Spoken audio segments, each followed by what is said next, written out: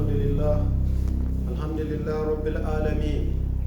اللهم لك الحمد على نعمة الإسلام والإيمان، ولك الحمد على أن جعلتنا من أمة محمد رسول الله صلى الله عليه وسلم. وأشهد أن لا إله إلا الله وحده لا شريك له، وأشهد أن سيدنا ونبينا محمد عبدك ورسولك، بلغ الرسالة وأدى الأمانة ونصح الأمة، وتركنا نحن أمتي على المهجة البيضاء ليلها كنهارها لا يزيغ عنها إلا الخالق. اللهم ربنا سلم وبارك على سيدنا ونبينا محمد عبدك ورسولك، وعلى سائر من تبع سنته وسر على منهجه وقتفى بأثره إلى يوم القيامة. إخوة الإيمان، يا أيها الذين آمنوا اتقوا الله حق تقاته ولا تموتون إلا وأنتم مسلمون.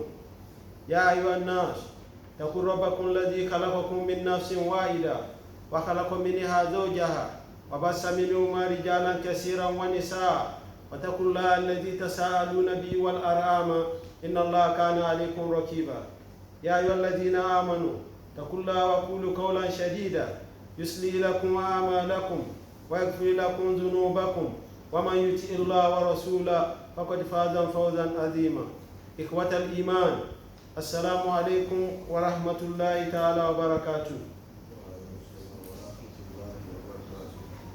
We give thanks to Allah subhanahu wa ta'ala who has brought us here today in Yom al-Jum'ah, which is the 10th day of the holy month of Sha'ban, within the year of 1444 after the year of Prophet Muhammed sallallahu alaihi wasallam, which is equivalent to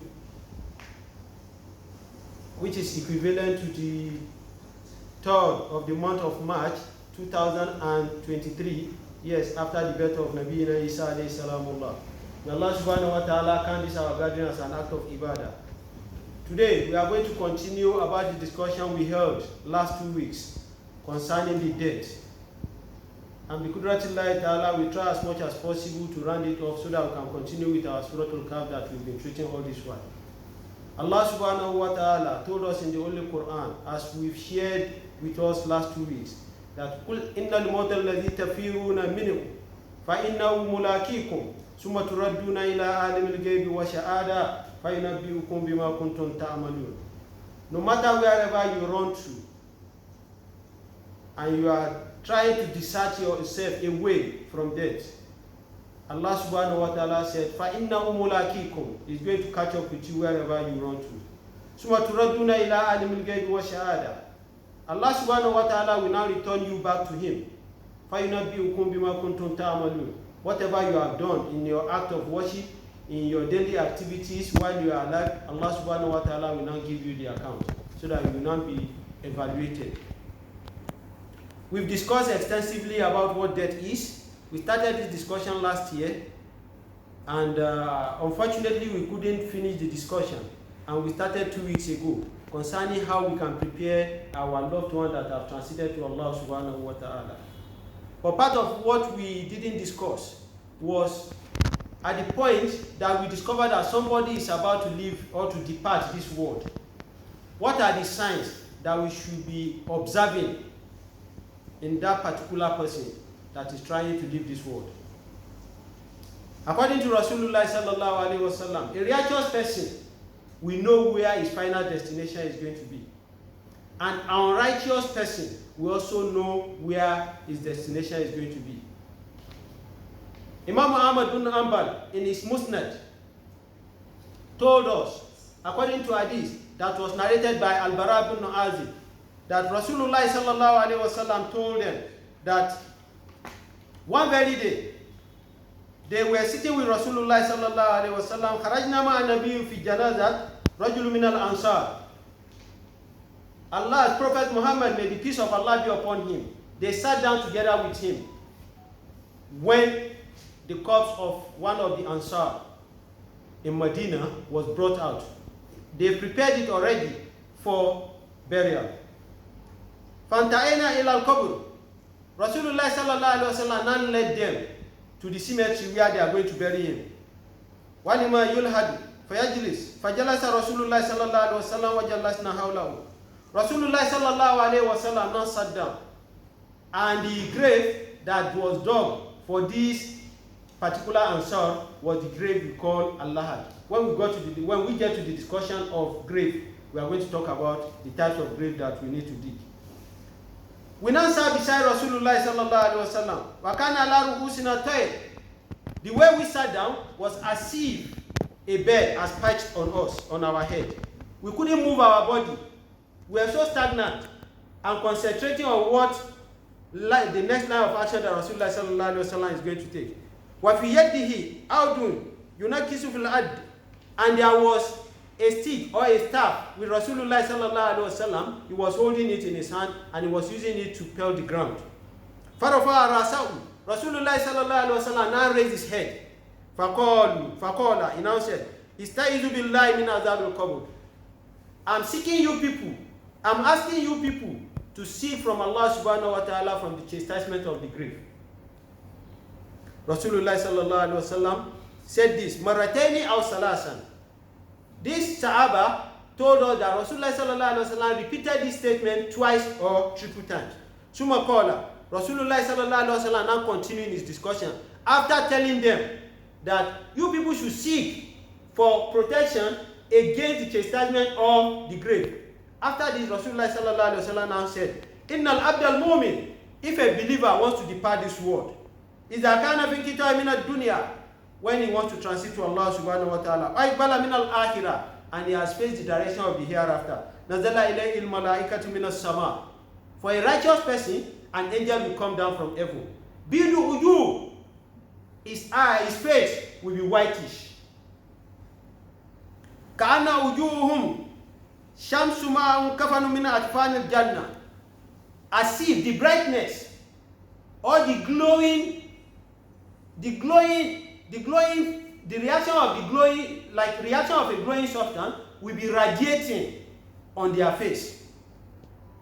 The angels, the two angels that will come down from Allah subhanahu wa ta'ala, visiting a righteous man that wants to die. His soul has not been seized, but he's getting to the time that he's going to depart this world. So two malaika will visit him. Two angels will visit him. And their face will be what? Will be very whitish, like the radiance of what? Of a sun. And they are going to have with them the shroud, that cloth we used to use to cover the corpse, as we have discussed 2 weeks ago. They will come with kafan from the heaven. They will come and visit the righteous person. And a perfume from among the perfume that is domiciled in what? In the Jannah. They will now come to him, they will sit with him as an august visitor. Like they will sit with him like the twinkling of an eye. The time it can take you to blink your eyes, that is the time they will use to stay with him. They will come with that shroud and come with the perfume that has a very good fragrance from Al-Jannah, and they will be showing him. After some time, they won't stay long while beside him before they will now step aside. After some time,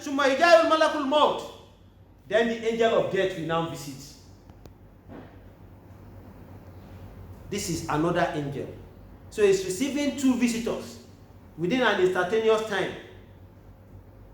Alayhi salam, this angel of death that we used to call Azrail, his name in Quran is Malakul Maut. And his name in Sunnah is what? Malakul Maut.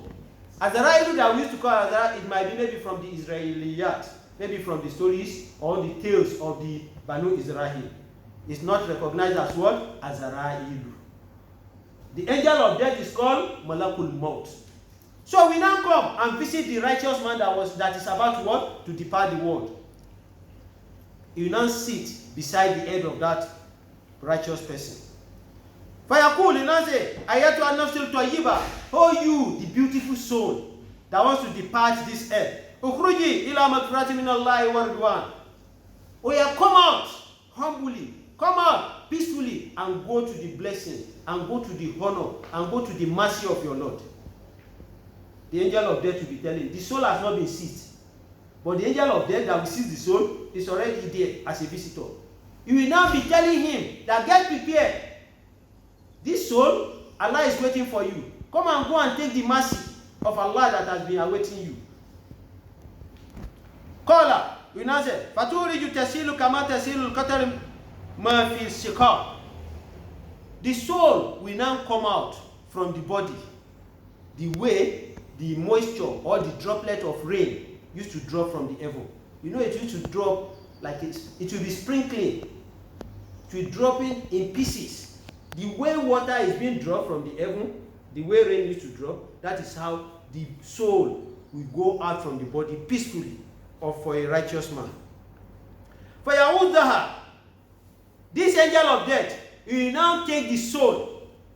فَإِذَا أَخَذَهَا لَمْ يَدُوهَا فِي يَدِّهِ. And as soon as he takes it finished, he won't hold it on his hand. And you know the other angels that first visit, they came with what? With a shroud and a beautiful perfume with good fragrance.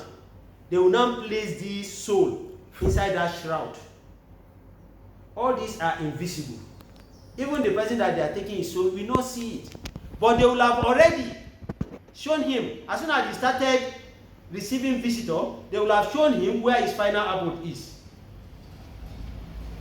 That is why you see some people, when they are about to die, you see them, they become more radiant. Somebody that has been looking very haggard, you see the beauty in him will come out, the handsomeness in him will come out, and he will be laughing. Maybe somebody that has not been talking like 2-3 weeks, that has been bedridden, he can't do anything, he can't do anything. You now see him at the point of death, because of the glad tidings that has been brought to him, he will now have a kind of energy. He now stand up. Like Sheikh Usaymin, radiallahu ta'ala anhu, part of our righteous scholars. Sheikh Usaymin was bedridden for some certain period of time for like 2 weeks. But the day Allah subhanahu wa ta'ala wants to seize his soul, when he got to Salatul Zuhr, in Salatul Asr time, Sheikh Usaymin now told the people around him that laqad dakhala Salatul Waqtu Salatul Asr, that I'm very sure the time for Salatul Asr has entered. They now say, no, Baba, it's remaining like 5 minutes. And the man that is on sick bed, that did not even see outside, is still telling them that it's time for Salatul Zuhr, for Salatul Asr, that they should go and get him water for ablution. Sheikh Usaymin, that has been lying down for 2 weeks, immediately he stood up. Everybody were amazed that the Baba that we have been looking after for the past 2 weeks, he can't do this. Even the salat, he's doing it while he's lying down. But today, he has stood up on himself by himself. Alhamdulillah, Baba is getting better. Not knowing that Baba is going to Allah subhanahu wa ta'ala. Sheikh Usaymin, he performed the ablution. He started the Salat al-Asr. He observed it the way we're supposed to observe it. The first rakah, the second rakah, the third rakah that he do ruku like this to go to sujood. That is how he transited to Allah subhanahu wa ta'ala. Where do you expect him to be going? Al-Jannah straight. So he had received the visitors, but he won't be able to tell anybody. And we have two types of Al-Qiyamah. Al-Qiyamatul Sughra wa Al-Qiyamatul Kubra. When somebody is about to die, that is when he's starting his own Al-Qiyamatul Sughra, the small day of judgment. That is when you start your journey. The big one is from the Barzakh, that we go and face Allah subhanahu wa ta'ala. But the small Al-Qiyamah, we start from here. Before we continue this, anybody that is not co-conscious of Allah subhanahu wa ta'ala, or every one of us, including the person that is conscious of Allah subhanahu wa ta'ala, we are going to know where we are going. An incident happened in Saudi Arabia one particular year. An accident, a very fatal accident happened. So this boy that was involved in the accident was now shouting, "Ana fi Saka! Ana fi Saka! Ana fi Saka!" The people that rescued him to the hospital, they were also Arab, but Arabically they didn't understand what is Ana fi Saka. And what is the meaning of Anafi Sakar? As-Sakar is one of the among the hellfires. So this guy is about to die, and he's saying, Anafi Sakar, I'm in the Sakar, I'm in the hellfire, I'm in the hellfire.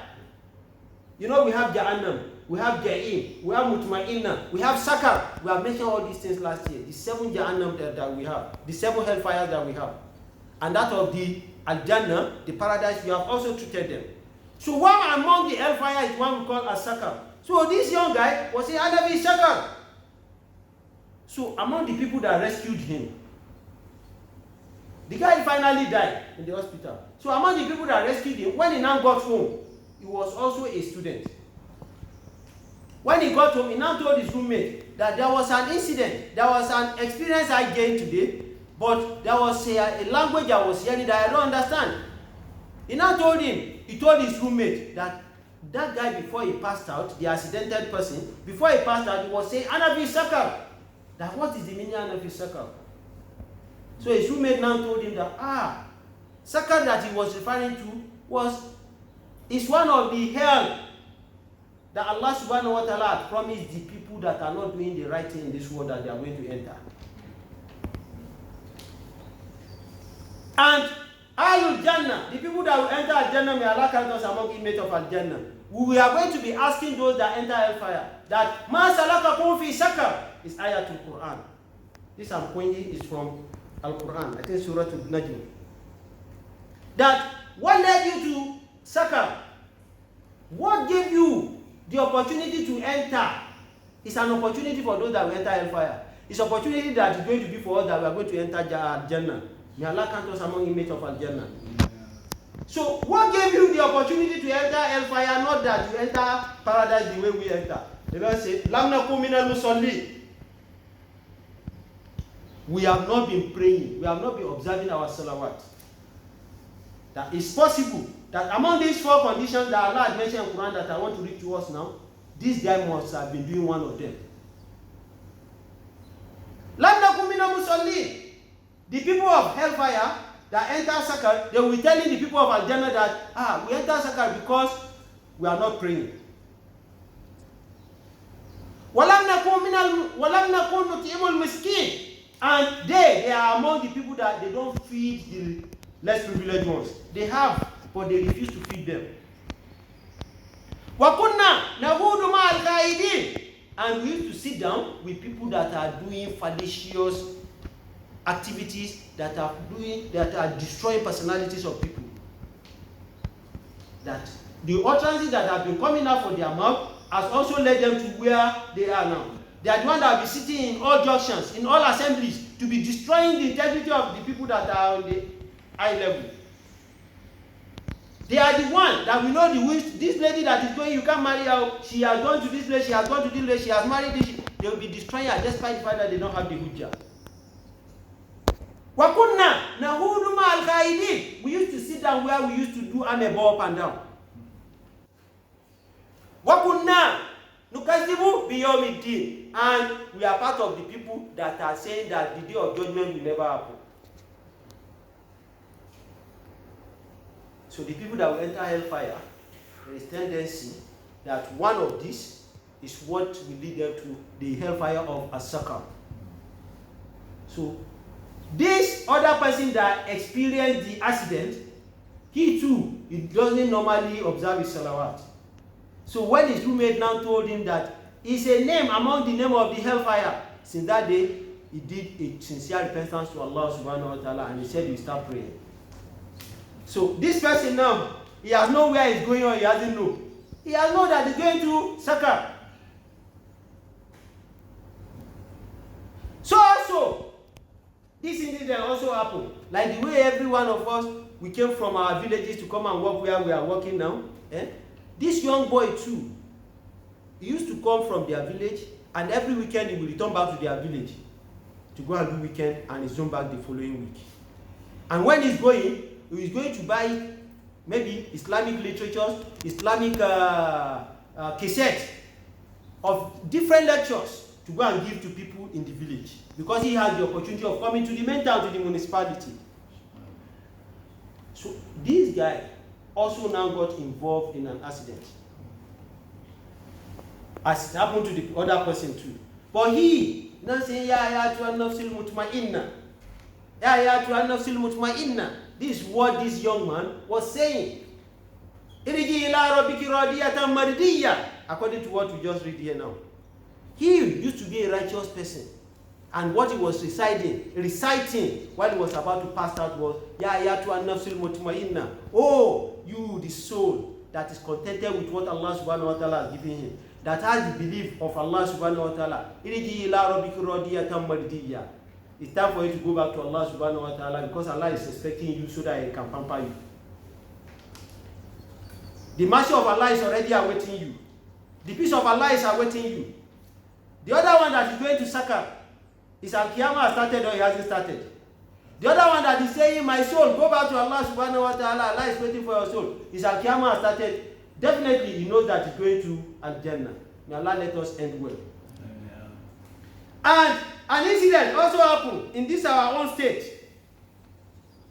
that a particular man, when he was about to die, and brothers, anytime we discover, if we are fortunate that maybe our loved one or anybody, if we are fortunate that somebody wants to die, the first thing we need to do is to go and call a scholar, a righteous scholar, maybe the imam in that area who is conscious of Allah subhanahu wa ta'ala and who is following the sunnah of Rasul sallallahu alaihi wasallam, so that the malam can come and be asking for forgiveness for him and be saying the zikr of la ilaha illallah around him, so that if Allah wishes, this person can take the kalma as his last word. Because whoever say kalma to musharraf as his last word, automatically is going to go to Al-Jannah. They are now asking this man to say la ilaha illallah. Anytime they are saying la ilaha illallah around him, the only thing will be saying 3-bedroom flat, duplex that is in Nigeria. He used to be an agent, estate agent, that no matter how difficult a tenant proves stubborn, this man is going to overpower that tenant. That's the kind of person that this man used to be. Naturally or unnaturally, he is the one that knows how he does these things. So at the point of death, that was supposed to be saying la ilaha illallah, when those angels that I've mentioned had visited him, what he was saying is, the house that is in Jamaica, the one that is in Mushin, 3-bedroom flat, 400,000. This one. That is what he was saying, and that was how he passed out. Where is he going? According to the hadith of Rasulullah sallallahu alaihi wasallam. So our Al-Qiyamah is going to start from here. All these are Al-Qiyamah to Sugra, the small day of judgment. As I have said about Sheikh Husaymin, as a righteous person that we know, I have said another one of somebody here in our own state here. So each one of us, we should try as much as possible so that our last minute is going to be a favorable one for us on the day of Qiyamah. In continuation with the hadith of Al-Bara ibn Azib, Rasulullah sallallahu alaihi wasallam now said, Malakul Maut will visit. He will now ask the soul to come out based on the instruction of Allah subhanahu wa ta'ala. Malakul Maut cannot do anything without the commandment of Allah.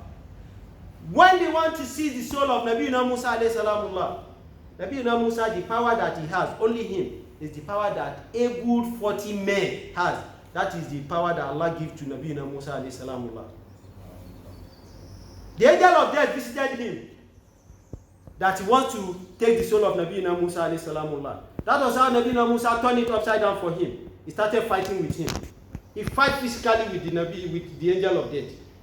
Now say, why are you fighting me? He said, yes. You want to come and take my soul? He said, no, it is my Lord that sent me to come and take your soul. He said, yes. You didn't tell me at the inception that my Lord has sent you to come and take my soul. You came as if you came on your own authority. You can see how Allah subhanahu wa ta'ala used to treat his people. Nabiyyuna Musa now asked that if you want to take my soul, what are the pains that I'm going to pass through? He now told him that if you are a righteous person and Al-Jannah is already waiting for you, but what you are going to pass through as an agony of death is like putting together 70 goats either sheep, either ram, either this, putting them together, 70. We now skin them alive. We remove their skin alive. We didn't slaughter them. We remove the skin alive. We remove all the skin alive. And we now use pepper to rub the flesh. The pain they are going to pass through is what you, Nabi Musa, is going to pass through. Somebody that Al-Jannah is already waiting for. You can see Allah subhanahu wa ta'ala. So nobody is spared, and nobody will be spared. Rasulullah sallallahu alayhi wa sallam, he got sick for like maybe between 3 to 7 days before he passed on. He said it in an authentic hadith that innal mota la shakara, that there is agony in death. For Rasulullah sallallahu alayhi wa sallam to have said that, then who will be spared? So brothers, lillahi wa rasuli, let every one of us keep getting prepared every day, anytime, wherever we find ourselves. So, this hadith of Al-Bara ibn Azib, now that Rasulullah sallallahu alaihi wasallam told them that the angel of death, after seizing the soul, he won't hold it on his bare hand. They will put the soul, and you know, the soul is what? It's just a commandment of Allah. How it looks like, it's only Allah subhanahu wa ta'ala that knows. Nobody. As they asked Rasulullah sallallahu alaihi wasallam, when we started the discussion of Surah Al-Kahf, we talked about the 3 questions that the Quraysh, they asked Rasulullah sallallahu alaihi wasallam after telling them that he had become a prophet. They asked him about the S.A.W. They asked him about Zulkarnain. They asked him about the Ruh.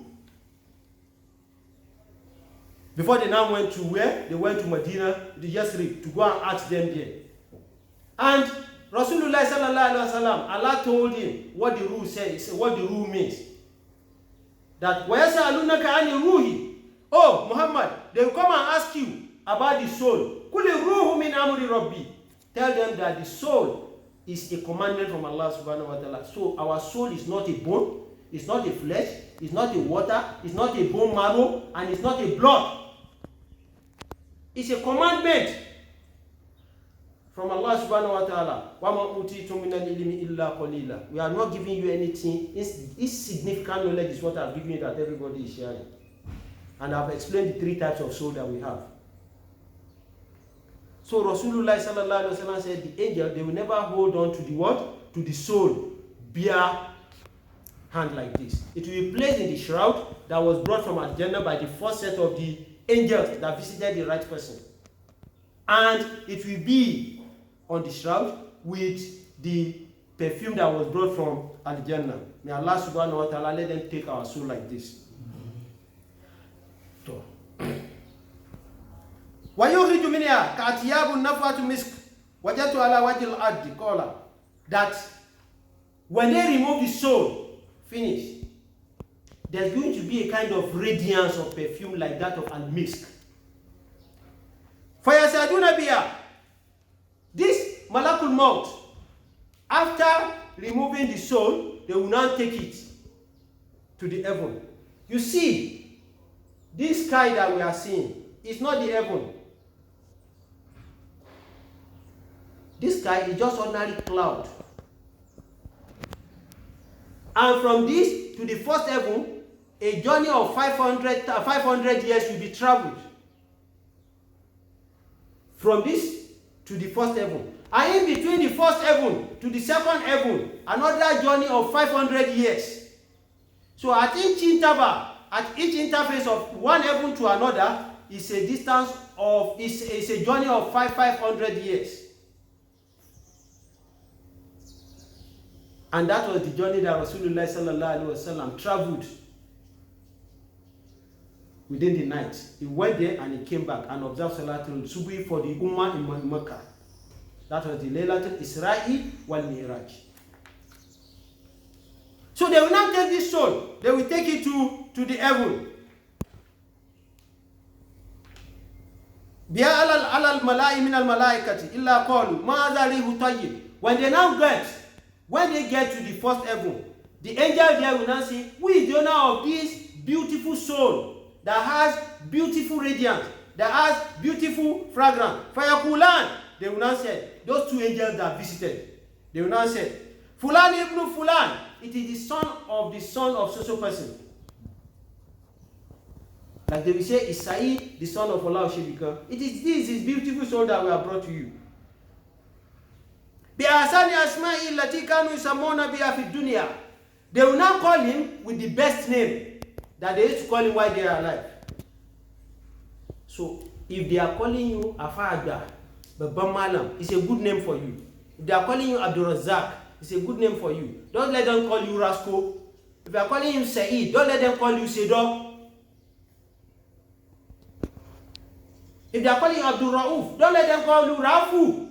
If they are calling you Shakira, don't let them call you Shaki. They should call you Shakira. These are the names that they will recognize in sight of Allah subhanahu wa ta'ala for a righteous person. Because the angels there, they will be happy receiving him. Anta yantai biya ila sama'i dunya. Till they will get to the first heaven. Fayastafti'una lahu. When they get there, they will now open the door for them. Did this heaven, do they have doors? I said I wanted to treat this topic. كيف تفتح أبواب السماء. Because when Rasulullah sallallahu alaihi wasallam went for al-Isra wal Mihraj, on getting to each of the heaven, he traveled with Angel Gabriel, right? Whenever they get to the first heaven, whenever they get to each heaven, they will knock. What are they knocking? If there is no door there, can they knock anything? And they will ask, who are you? Angel Gabriel will tell them that, and it's me, Angel Gabriel, and he's the leader of all the angels. So they know him. Who is with you? He will tell them that it's with Prophet Muhammed sallallahu alaihi wasallam. So those doors that they are opening, what can we use to open those doors? That is Kayfa taftahu abwab as-sama.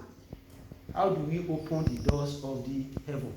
They are opening it for people, our own people in this our generation. That if they see anything, it will go directly to Allah subhanahu wa ta'ala. Bila wasita. So can they open it for me and you too? What can we do so that they can be opening that door for us too? Nobody is so special. The only thing that can make you special is your act of worship. If you are a governor, you are a president, you are a this, you are that. You are not special to Allah. The only thing that can make you be special to Allah subhanahu wa ta'ala is your act of worship. So you can talk directly to Allah subhanahu wa ta'ala without any intermediary. Oh, has Allah not done it before? He did it for Nabi Musa. Allah never sent angel to Nabi Musa alayhi salamullah. But every other angel, every other prophet, he sent angels to them. Even there is a place too, he talked to Rasulullah sallallahu alaihi wasallam separately. That's where we have Hadith Qudsi. So they will now ask, they will open the gate of the heaven. Because after the seventh heaven, before we go to Sidratul Muntaha, we have a place we call Sahab. And that was where Angel Gabriel stopped when he took Rasulullah sallallahu alaihi wasallam to heaven. He did not pass that place because he had no authority to pass that place. So Rasulullah sallallahu alaihi wasallam was the one that found himself to the Sidratul Muntaha by the guidance of Allah subhanahu wa ta'ala. So the right soul, they will be asking, the angels there, they will be asking, who is that? What are you carrying? They say it's a beautiful soul of so person, the son of so person. Okay, they will now open the door for them. The angel and the soul that they are carrying. Faqalu allati ila samai allati taliya atajantai biha ila samai sabia. This is how they will continue to be going till they get to the seventh heaven. For yaqulu Allah azza wa jal. When they now get to where Allah subhanahu wa ta'ala is, you know the best thing, is there any other thing that is more than al-Jannah to Firdaus? There is Ru'yatullah, seeing of Allah subhanahu wa ta'ala, is more than al-Jannah. May Allah not deny us seeing him on the day of Qiyamah. Because Allah will deny some people. We are going to see Allah, the Izzah of Allah, we are going to see it like this in al-Jannah. So when they now get to Allah, with the soul, the beautiful soul, Allah will now say, Iktub kitaba abdi fi iliyin. Write the name of this my righteous servant among the Iliyin, among the most exalted people. Write his name there. وَأَيْدُوا إِلَى الْأَرْضِ. Now, after writing the name in Iliyin, now return the soul back to the world. All this, the man has not died. He might be in a state of unconsciousness. Or you'll be laughing. You see somebody that wants to pass out, that is just laughing, just laughing, just laughing. His soul has been taken. He won't be able to talk to you. You people will be talking to Baba, Eba Wasoro, Makayimagana, they will speak with us. He is happy about where they have taken his soul to. So that is the place that is making him happy. So he's not here with you again. So after some time, you now see that the man passed out. That is when they return back that soul that has visited Allah subhanahu wa ta'ala. So the soul has visited where he's going. He has gone there. Allah has been pleased with the soul. They will now return it back according to this hadith. وَأَيْدُوا إِلَى الْعَدْ فَإِنِّي مِنْهَا خَلَقْنَاهُمْ. Return it back to the earth, because I created them from the earth. وَفِيهَا أُعِيدُهُمْ. And it is from there that they will be buried. وَمِنْهَا أُخْرِجُهُمْ تَارَةً أُخْرَى. When they bury them, finish, when they die, they live there, they die there, I will now raise them back again from that place. قَالَ فَتَعَدَّرُوا فِي جَسَدِهِ. Rasulullah sallallahu alaihi wasallam said they will now return back the soul, as I have explained. فَيَأْتِي مَلَكَانِ. Another two angels will now come. فَيَجْلِسَانِهِ. They will now sit between him. فَيَقُولَانِ لَهُ. They will now ask him, مَا رَبُّكَ? Who is your Lord? All this before the man passed out, or before the woman passed out, or before the boy passed out, or before the girl passed out. They will be asking him all this. فَيَقُولُ رَبِّي اللَّهِ. He's not going to answer them that Allah is my Rabb, is my God. فَيَقُولَانَ لَهُ. They will not say to him, مَا دِينُكَ? What is your religion? فَيَقُولُ دِينِي الْإِسْلَامِ. أو دِينِي الْإِسْلَامِ. Al-Islam is my religion. فَيَقُولَانِ لَهُ. They will not ask him again, مَا هَذَا الَّذِي بَعَثَ فِيكُمْ. What is it that they have sent to you? Or who is it that they have sent to you? فَيَقُولُ. He will not say, هُوَ رَسُولُ اللَّهِ صَلَّى اللَّهُ عَلَيْهِ وَسَلَّمَ. It's Prophet Muhammed sallallahu alaihi wasallam that was sent to me. فَيَقُولَانِ. They will not ask him again, مَا أَمَلُكَ. What was the activity you have partook in? What has been your act of worship? Which work did you do while you are in head? This man has not passed out. They are asking him all this. فَيَقُولُ. He will not say, وَمَا أَمَلُكَ. And what is your work? فَيَقُولُ. He will not say, قَرَأْتُ كِتَابَ اللَّهِ. I read the book of Allah subhanahu wa ta'ala. That is what? That is Al-Quran. So none of us has an excuse without knowing Quran. Because they are going to ask us. Nobody will go scot-free. If Allah asks you, will you tell them that you are an engineer in Dangote? Allah is not interested. Will you tell them that you are a tailor, that you are the one sewing the clothes that Mr. President is wearing? I was very rich. If they give me one cloth, I sew it 50,000. The clothes that they are sewing 500 outside. But because of the level of the president, will Allah ask you all that? What Allah subhanahu wa ta'ala will ask you is, what did you do with your life in terms of my worship? Wama ilmuka. What is the knowledge that you have acquired? Now say, Qara'tu kitabullah. I have read and understood the only book of Allah. Fa'amantu bi. And I believe in it. What's your doubt? I testify to it and I believe in it. Fa'yunadi munadi minas sama. Another caller will not call from heaven. Anna saddaka abdi. That this servant of Allah subhanahu wa ta'ala has said the truth. Fa'afrishihu minal jannah. Welcome him to Al-Jannah. Wa'albishihu minal jannah. Give him a red carpet reception and clothe him with the clothes of Al-Jannah. Wa'aftalahu baban ila Jannah. And open a door for him to go to Al-Jannah. Caller, you know say, Fayati min ruhihi. Fayati min ruhihi. Wa tayyibuha. Wa yafsahu lahu fi kaburihi mudal basar. All this that we are saying, he has not escaped another two sets of angels that we are calling Munkar wa Nakir. As we've been talking, we have been talking about 5 angels now. Another two are waiting for him inside the grave. And nobody will go scot-free. That's why Rasulullah sallallahu alaihi wasallam is asking us that every time we should make sure that we are doing the righteous things. Because man hazaba huziba. Whoever they ask him, whoever they question, huziba, he will be chastised. They are going to punish that person. So we need to live a life and work towards seeking for the mercy of Allah subhanahu wa ta'ala so that we will not be questioned inside the grave. So that the little we are going to do, Allah will be pleased with us. When we get to inside our grave, they just pass us and let him go. Because whoever they question, that person will not go scot-free. Allah subhanahu wa ta'ala will now ask the Munkar wa Nakir. Brothers, let us all understand that the Munkar wa Nakir, they are not just ordinary two. If 1 million souls is being seized in a day, all of them, Munkar wa Nakir, will visit them. So don't think when the two Munkar and Nakir are in your place, they won't go and visit the next person that died in that shop. The next person that died in Nadia, the next person that died in Abule. Every one of them, immediately they will be having their what? Their Munkar wa Nakir. So you can see that Allah subhanahu wa ta'ala has a countable number of battalions. وَمَا يَعْلَمُ جُنُودَ رَبِّكَ إِلَّا هُوَ. Allah subhanahu wa ta'ala will now say they should welcome him into Al-Jannah. وَيَأْتِي رَجُلُ حَسَنُ وُجُوهُ. When he enters the grave, somebody will now visit him.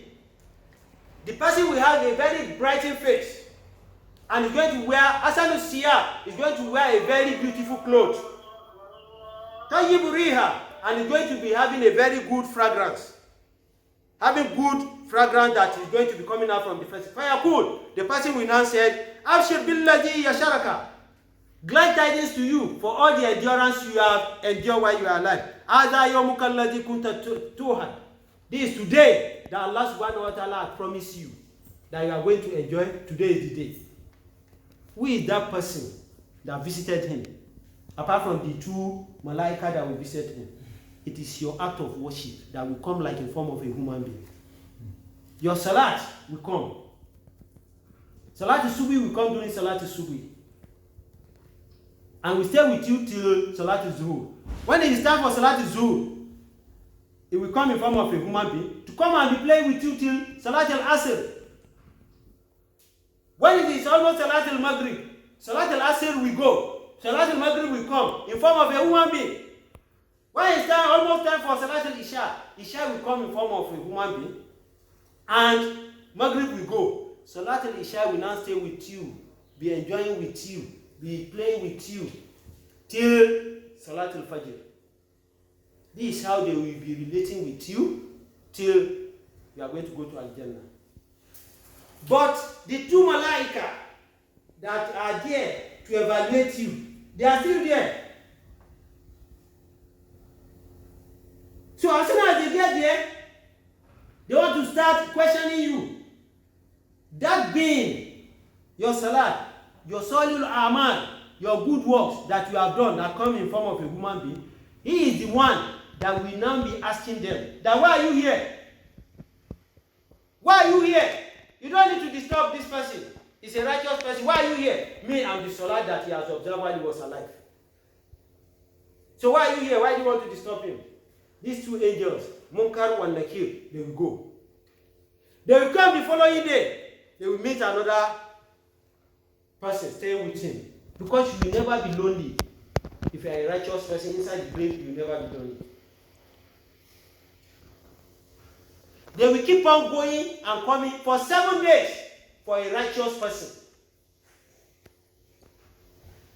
And anytime they come, they will be meeting somebody with him or her inside the grave. So they won't have anything to do because he has passed his exams. And that is how we will now be discharged to Al-Jannah. May Allah subhanahu wa ta'ala let me and you have a good ending like this and grant us Al-Jannah to Firdaus. For an unrighteous person, you know we have talked about a mu'min, a kafir, or a muflis, or a fasik, or al-mushtari shirkun, a non-believer that do not believe in Allah, like the mu'min that we've discussed. Rasulullah sallallahu alaihi wasallam said, the angels will also visit him, the two angels that come to the righteous person, and their own face was what? Was brightened, was whitish. And they came with what? With the shroud from Al-Jannah. And they came with what? Hunwa, a perfume. Min hunwatil Jannah. They came with that from Al-Jannah for a righteous person. This one, the malaika that will come, the two angels that will come, Suju, their face or their faces will be very blackish. Their faces will be what? Very blackish. The opposite of white is what? Is black.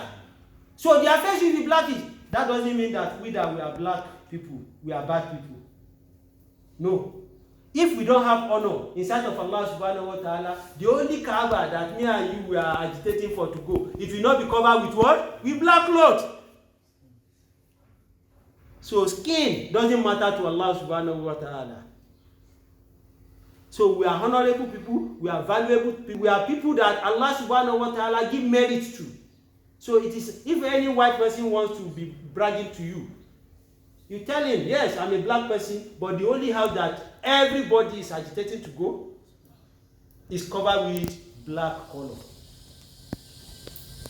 So when it comes to color, forget about color, our ninya is what we should work upon. So these two angels, they will come to this unfaithful person. They come and meet him before he died. Al-Musu. Al-Musu is, you know the other one, they come with a shroud from Al-Jannah. This one, they will come with another cloth, like a rag. And on that rag, we have tongues. Saka, egu. You know the other one was plain. And it came with what? With a perfume. This one will not be plain. It's going to be black, and it's going to come with tongues. So it is on these tongues that they will now remove the soul and place the soul on what? On that cloth, on that musu. As we have read in the hadith of the righteous person. Because of time, don't let me go through the Arabic again. So this soul, as it is being seized, or before it's being seized, they will take it to the heaven, the way that of the righteous person is being taken to the heaven. And as soon as it's getting to the first heaven, they will ask that, who is there? The angel that is coming with it. We say, I'm so angel. What is with you? We now say, it is the soul of so person. So it's the soul of so person that is so displeasing, like this, is smelling. He now said yes. They will now open for them. They will open for the two angels. They will now take it to the seventh heaven. And they get to where Allah subhanahu wa ta'ala. But before they go there, when they get to the first heaven, they will now say, La tufattahu lahum abwab as-sama wa la yadkhuluna al-janna hatta yalija al-jamal fi samil khiyat. To correct myself. When they get to the first heaven, they won't open the heaven for him the way they open for the righteous person. As Allah subhanahu wa ta'ala mentioned in Surah Al-A'raf, verse 40, that La taftahu lahum abwab. They won't open the door. As we said that all the heavens, they have their what? They have their doors. So for the unrighteous person, they won't open the door for them. Wala yadkhuluna al-jannah, and they won't enter al-jannah. The soul has not been seized to see what the man is passing through. But the only time that they can have opportunity to enter Al-Jannah, ataya lijal jamalu fi sa'atil khiyati, fi samil khiyati, until when a camel can pass through the hole of a needle.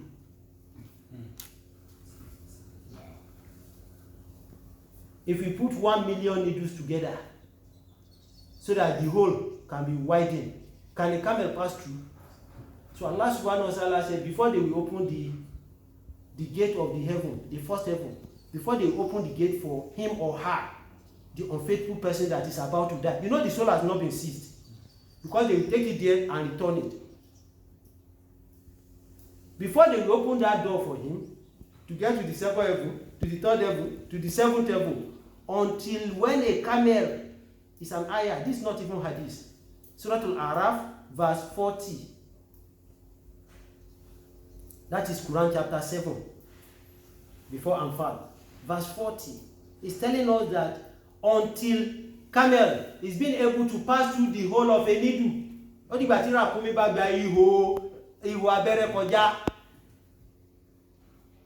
that is when they open the first heaven for them. And I've told us, between the first heaven and seventh heaven, we have 500 years to travel. And that was the journey that Rasulullah sallallahu alaihi wasallam went to within the midnight. Sallallahu alaihi wasallam. When they now denied them this, Fayakulullah azza wa jal, Allah will now say, Allah did not even receive him. You know the other one, he got to where Allah said, and Allah said they should write his name fi iliyin, among the exalted people. This one, they did not even allow him any access to the heaven. Allah will now say, Iktubu, write his name. Fi kitabu fi sijjin. Iktubu, kitabahu fi sijjin. Write his name and his record inside the hellfire of Sijjin. You know, we have talked about S.A.W the other time. Now, Sijjin is another hellfire.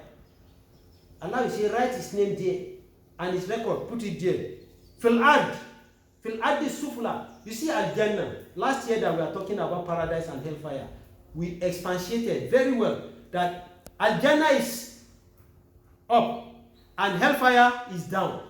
So Allah is even telling us here that the Sijjin I'm talking about, the grade of that hellfire, fi aridil sufla, at the lowest part of the earth. That's where you should take his name to and his record.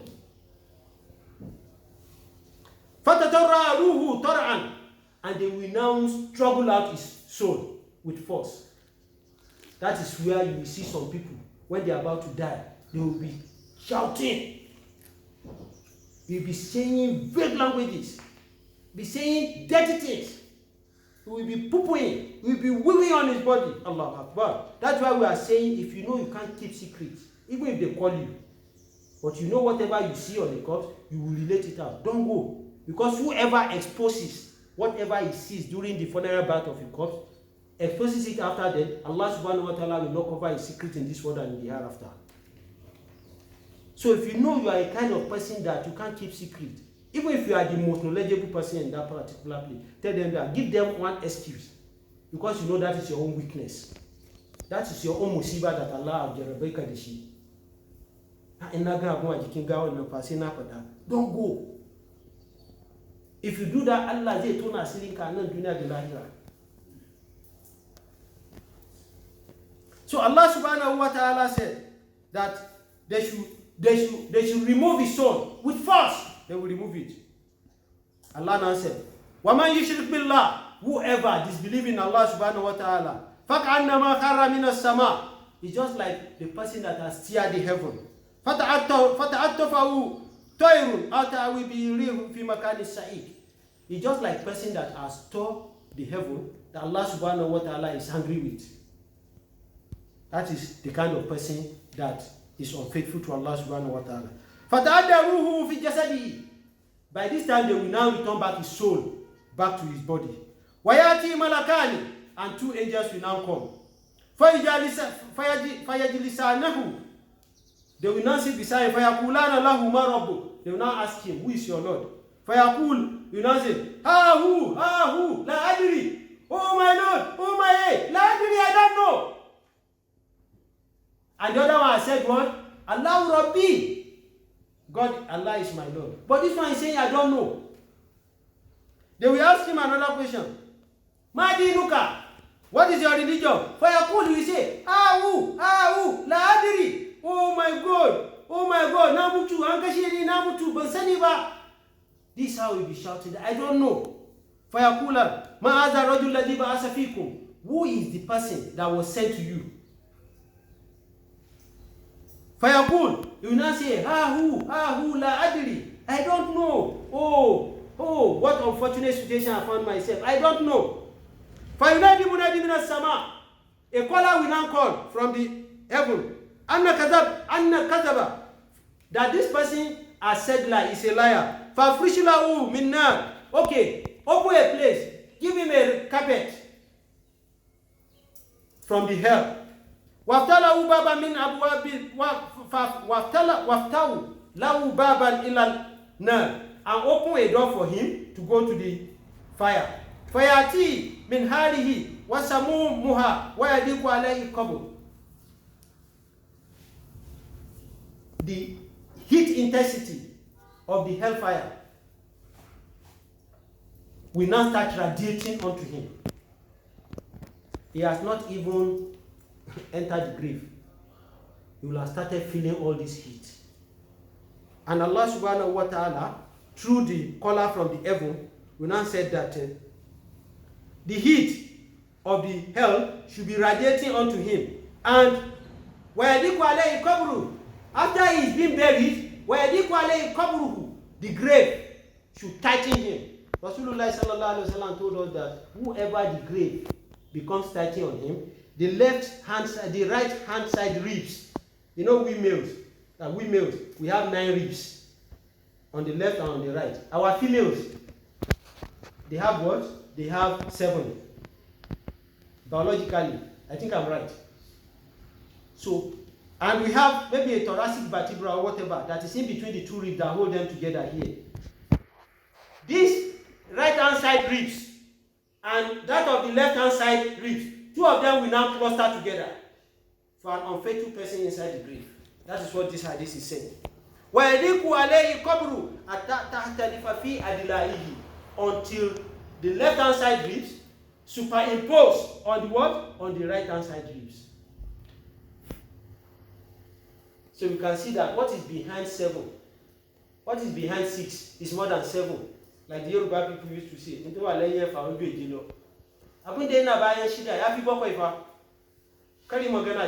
So what is life after death is more than what we are, all this we are saying. Everybody, every man will just try to say based on his level and understanding. Because none of us has gone there and come back.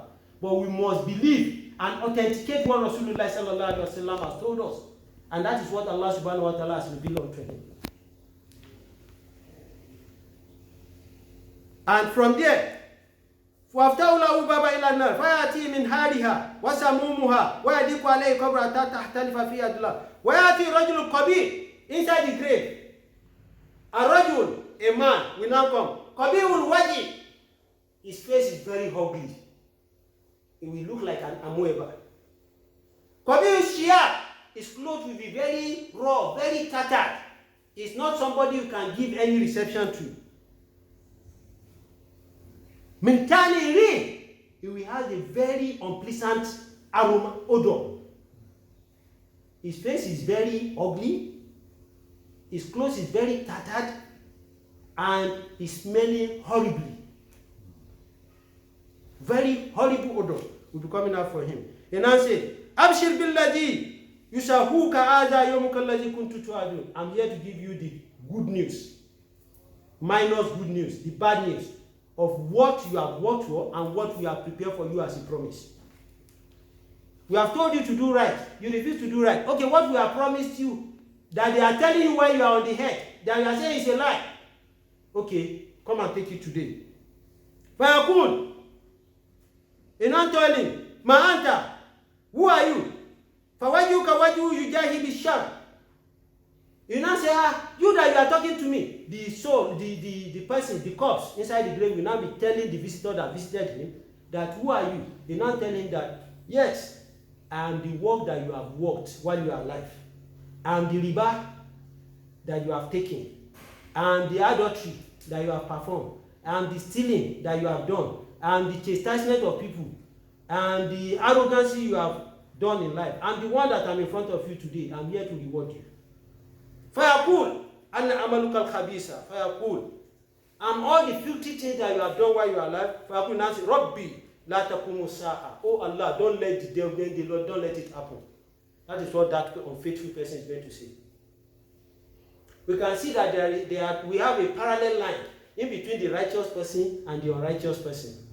May Allah subhanahu wa ta'ala don't let us fall into this category. Inna Allah wa malaikatahu yusalluna ala nabiyyi ya ayyuhallazina amanu sallu alayhi wa sallimu taslima.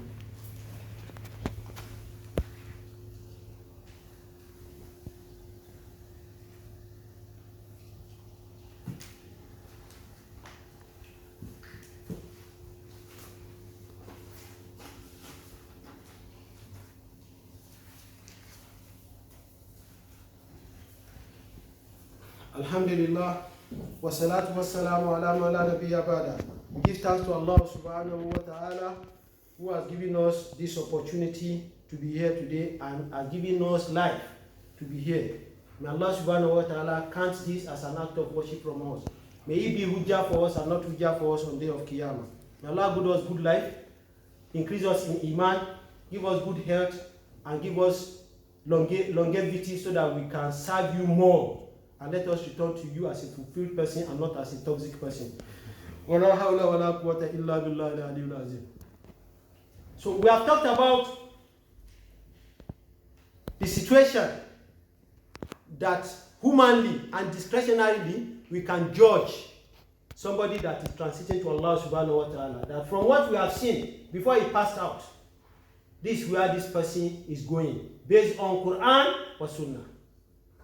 So tomorrow, if any one of us is opportune to be around somebody that wants to die, and we see the kind of character that the person is displaying, we know that according to what we have learned, this person is going to Al-Jannah. This person is going to Jahannam. May Allah let us be among the people that will be inmates of Al-Jannah. Mm-hmm. When somebody dies, finish, the next thing is to start planning of how to prepare the body, which we have discussed.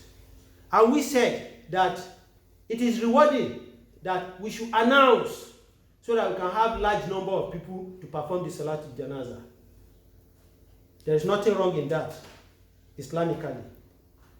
If the person died in the morning, like on Friday like this, if the person died maybe after Salatul Subi, or if the person died around 12 or whatever, we can take the opportunity and take the dead body to what? To the central mosque, because that's where we are going to have large crowd of people, so that their salat can be a shifa for him or her if he has been a righteous person before he died.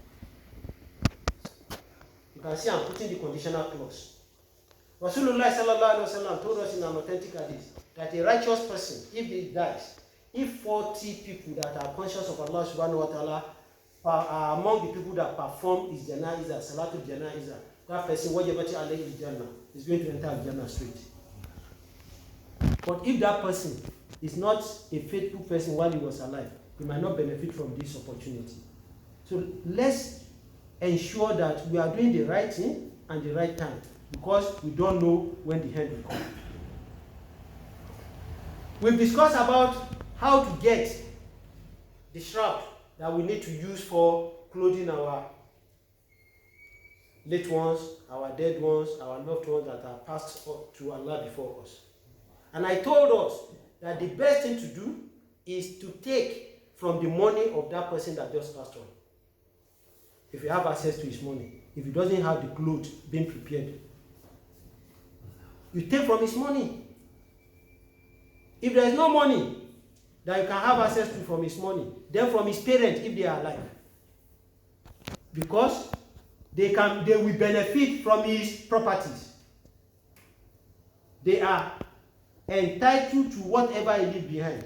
So as they will benefit from that, they too should bring out money from their pocket to buy the lasting clothes for him. If he has no parents, then his children. They should put money together and use their money to buy the clothes that their father or their mother is going to sleep with. If those ones are not available, then the extended family, maybe his brother, all those that we have talked, when we are talking about will last year, those that will benefit from will, all those categories of people that will benefit from will, they are the ones that should contribute hierarchically, as I've started stating them, from the family, after the children, maybe their uncle, their aunt.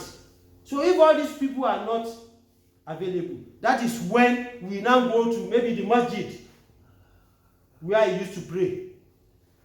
We now ask from there, they give us money, we buy for him. Or if you have a Baitul Mal, a treasury of the Muslim, like maybe you have a central bank where we used to drop our zakat. For the Muslims, they will pick from there. But if you can't go to all this extent according to Sharia,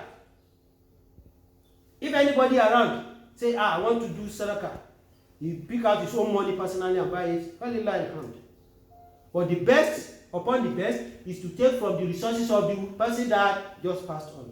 Allah subhanahu wa ta'ala let us end well.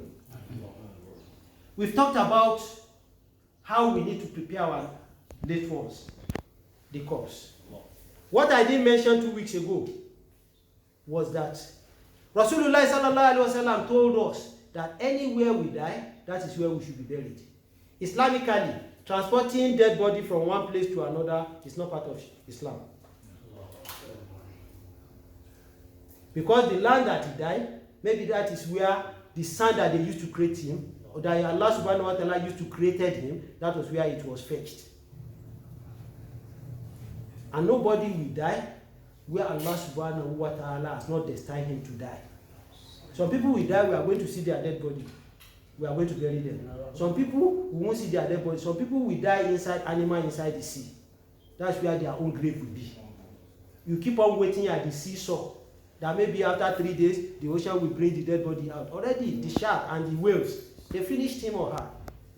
That's their own grave. So the ones we see, there is no need transporting them from one place to another. Let's take an example. Anybody that dies in Makkah and Medina, will Saudi Arabia government release them for you? It's their property. No matter your status here, they will never release it. They do the burial themselves. Because that is what Rasulullah sallallahu alaihi wasallam teaches us. So brothers, let's try as much as possible to be practicing this. And that's why Rasulullah sallallahu alaihi wasallam said before, as a righteous Muslim, as a believer, you must not sleep 3 nights without writing your will. Including me that I'm talking to you. Have I written my own? And it should be kept at a place that our family can have access to it. Maybe your wife, maybe your children. If you are thinking about all this trouble of this life, we take it very, very easy. That guy, I've written, I don't know, maybe after tomorrow, I will exceed beyond tomorrow. Because I've done what Rasulullah. Every three nights, our will should be written. Not until you write the house you have in Dubai, the one you have in Koto, the one you have in Makkah. No.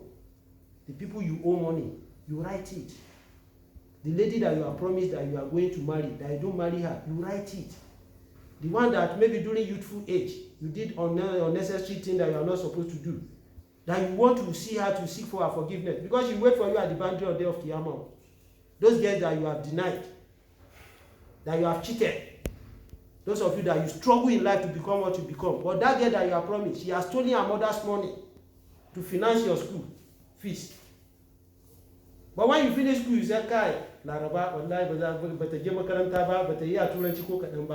but she used her own parent resources to sponsor you.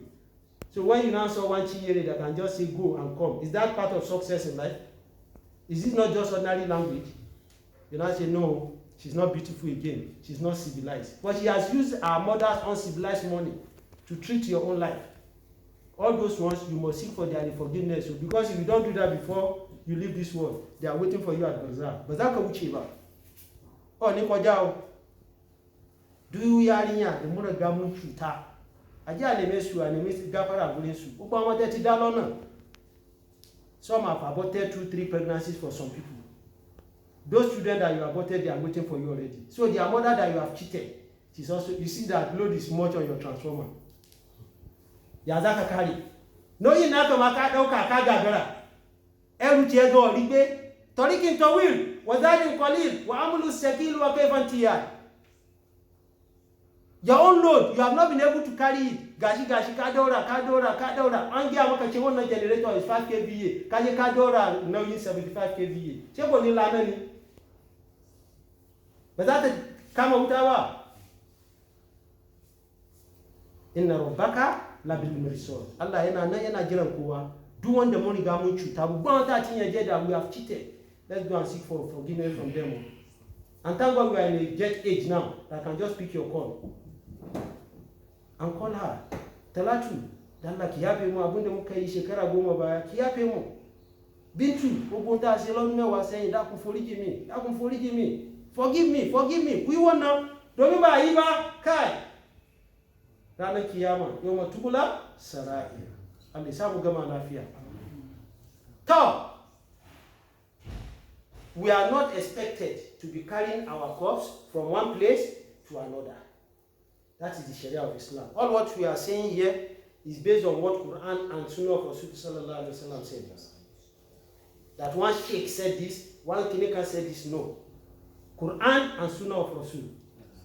It doesn't mean that we can't use the qiyas, the fatwa of the congregation of the righteous scholars, or that of the Sahaba. We can use that, but that will come after that of Rasul.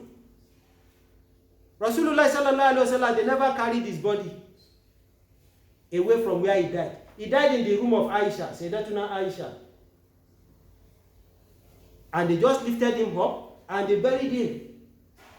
So those of you that you have gone to Makkah, Medina, that you have gone to Medina, that entered the masjid of Rasulullah sallallahu alaihi wasallam, where Rasulullah sallallahu alaihi wasallam is sleeping today, that is the room of Aisha. That is close to Rauda. That is the room of Aisha.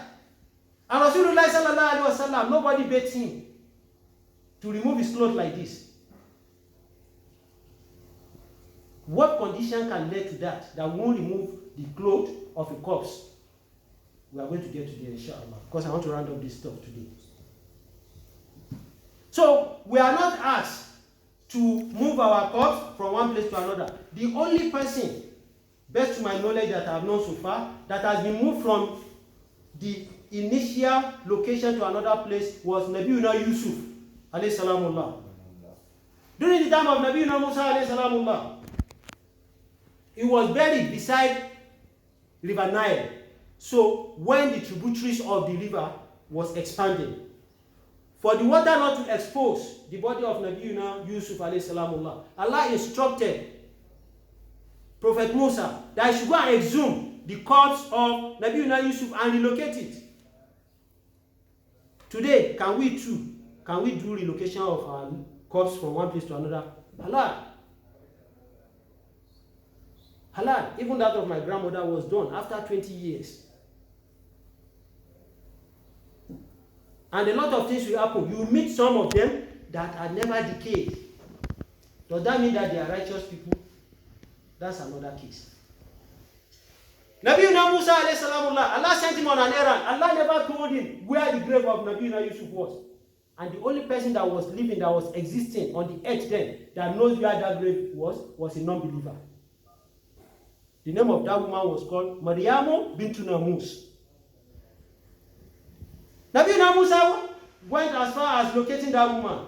The woman answered, yes, I know the place. After he has struggled around everywhere, nobody knows the place. That woman said, yes, I know the place. But on one condition should I tell you. You tell your Lord that I sent you on an errand that is going to favor me on the day of Qiyamah. Somebody that but is Allah.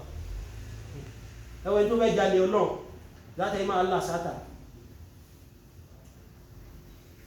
Nabiuna Musa alayhi salamullah, he said, what kind of state of mediocrity is this? Did Allah doesn't have the knowledge of where the grave is?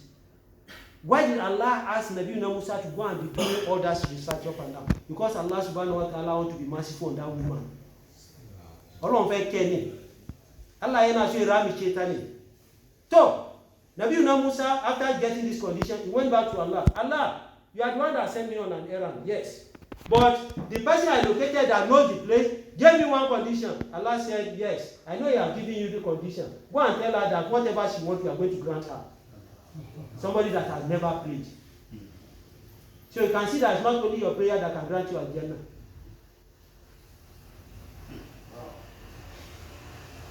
On getting to her, Nabiuna Musa said, yes, my Lord told me, or asked me to tell you that, yes, I'm going to give you everlasting joy. She was the one that now took, with her senility, she now stood up, she now located the place and showed to Nabiuna Musa alayhi salamullah. After a little time, the woman now believed in the prophethood of Nabiuna Musa, and that was how she died. She didn't stay long at all. And the vital part of her life, she has used it in the state of kufur. And that was how she ended up her life, and Allah subhanahu wa ta'ala granted her Jannah. So, Nabiuna Musa now exhumed the corpse of Nabiuna Yusuf alayhi salamullah, and now went to relocate it to where. So, this is a good job for us. Even the people of Hud, all those that died in Battle of Hud, we discussed Battle of Hud after Battle of Badr. them Hamza bin Abu Talib, Mus'ab bin Umair, all those people that died during Uhud. If you go to Medina today, where they are sleeping today wasn't the original place that they were buried before. They were relocated because there is a canal called Canal of Zubaydah. So the flow that is flowing in that canal has overwhelmed the structure that was constructed for the flow of that water. So it has started eroding and exposing some of these cups. And that was how they were all relocated to where you are going to see them today. If you go for Ziyarah in Medina, beside Jabal Ruma. Allah subhanahu wa ta'ala let us end well. So these are the conditions that can make us to move one corpse from one place to another. Maybe when they were burying your daddy, they were burying your mother, you don't have that understanding. And you are a little guy among your elderly ones. You might not be able to talk. But now, you have understood Sunnah, you have understood Quran, you have known that burying dead bodies at home is not good. You can share with your elderly ones. Uncle, brother, please, this is what Quran says. This is what Sunnah of Rasul said. Please, let us relocate our parents back to the cemetery. The best place that a soul or a corpse can sleep is the cemetery. You can see the late Emir of Duse that died 3 weeks ago. He's one of the best Emir we have in Nigeria. The Emir of Duse in Jigawa State. He died 3 weeks ago. And after 3 days, his son was installed as the Emir. He was the Emir that they said every time he sit down with the Malams and be listening to Quran and be listening to Tafsir. He gave opportunity to everybody. You can knock on his door anytime and enter his house. To the extent that the wazirais, the ministers around him, the envoys around him, used to say that he is derelegating the throne because he opened his door for everybody. Come and see when he died. Come and see how people are supplicating for him. And he had already said that they should not bury him where they used to bury the kings. They took him to the public cemetery where they are burying all the Muslims. A first-class emir. It happened 3 weeks ago in Jigawa, the emir of Dusi. So it's not something that happened during the lifetime of Rasul. So these people, they have understood Islam. And they know that bury me in the class of the other emir, what will he attach to me in front of Allah? So we should be buried where we die.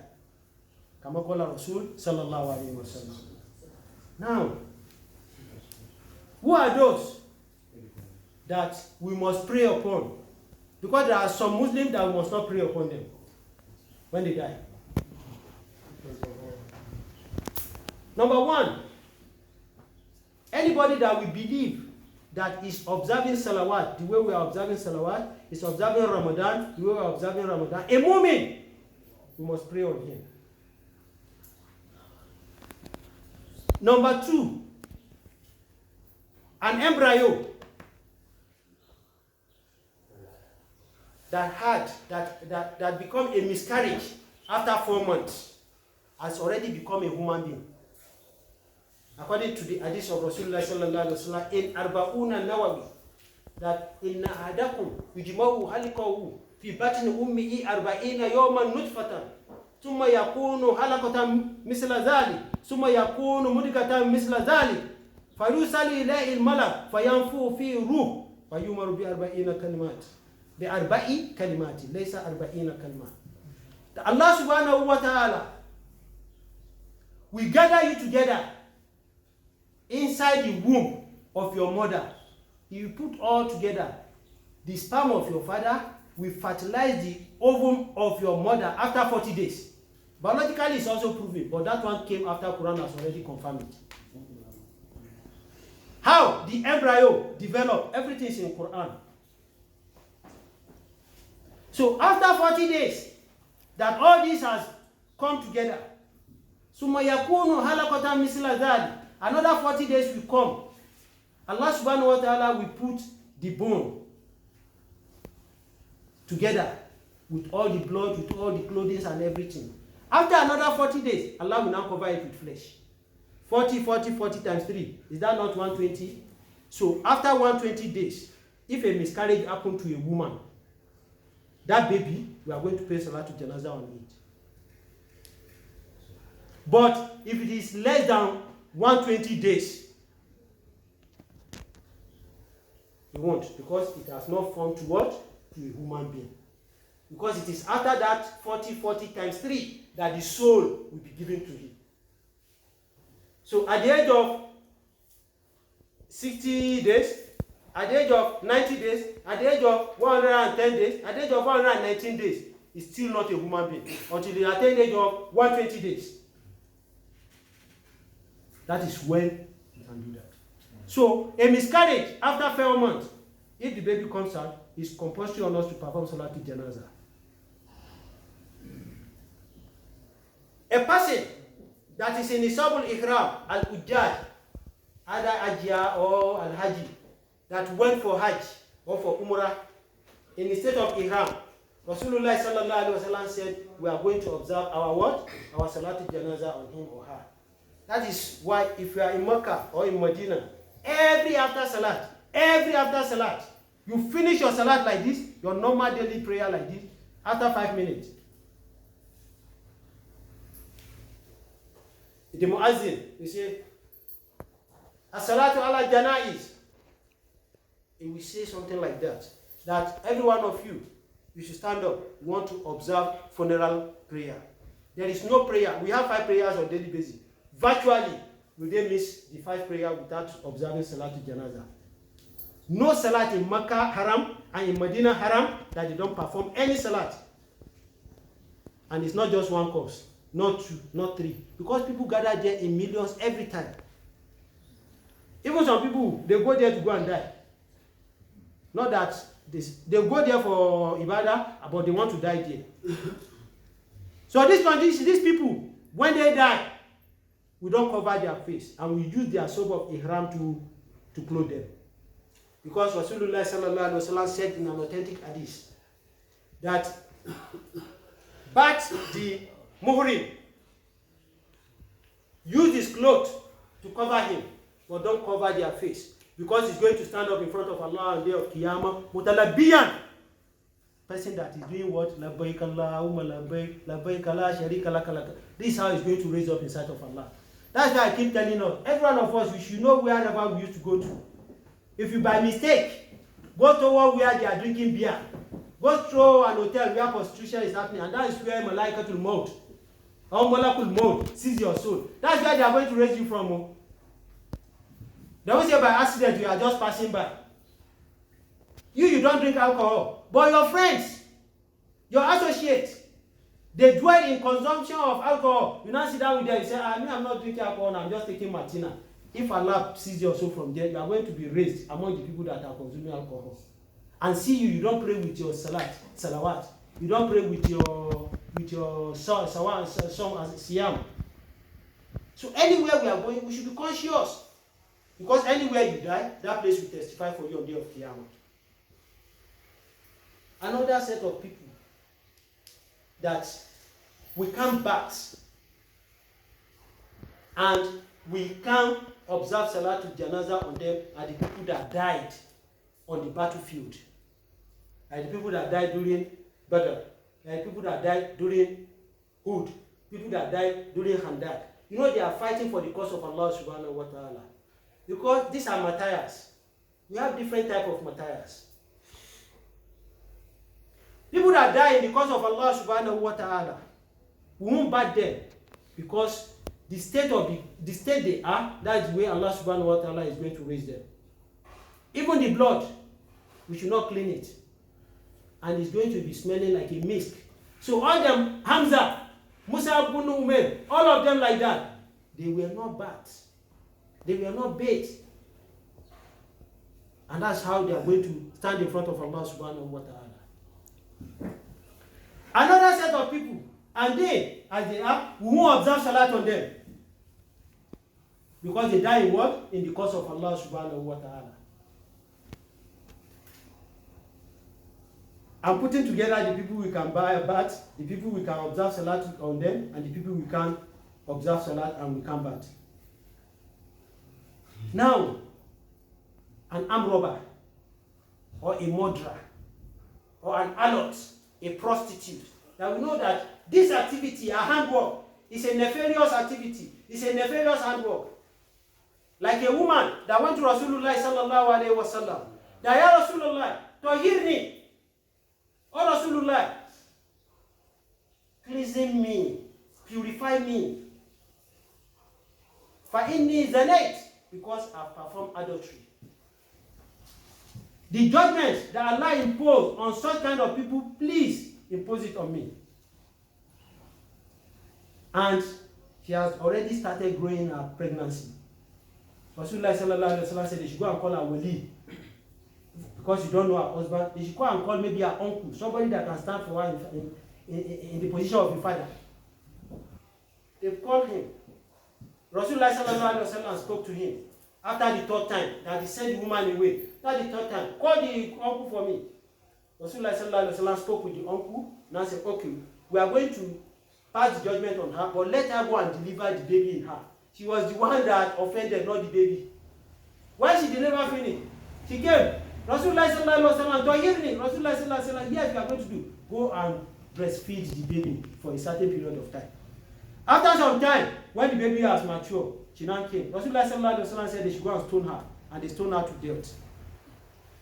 So the Sahaba around, because of the blood that splashed, the Sahaba around, they are not saying they are not cleaning their body. The blood of a sinner. Rasulullah sallallahu alaihi wasallam said, as she is, she's more purer than you people, because she has been purified from this world.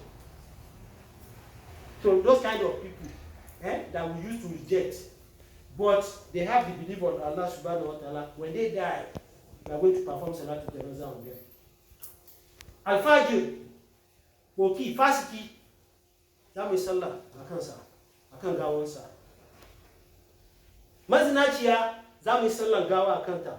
The remaining is between them and Allah subhanahu wa ta'ala. Now, we now go to a state that where we are, part of what we discussed 2 weeks ago. A man cannot bat a woman except a husband to bat his wife. Because Rasulullah sallallahu alaihi wasallam in an authentic hadith told Aisha radiallahu ta'ala anha that if I die before you, I'm the one that I'm going to bat you. And if you die before me, you should bat me. Rasulullah told her, authentic hadith. It's not a fabricated hadith. A child can bat his parent.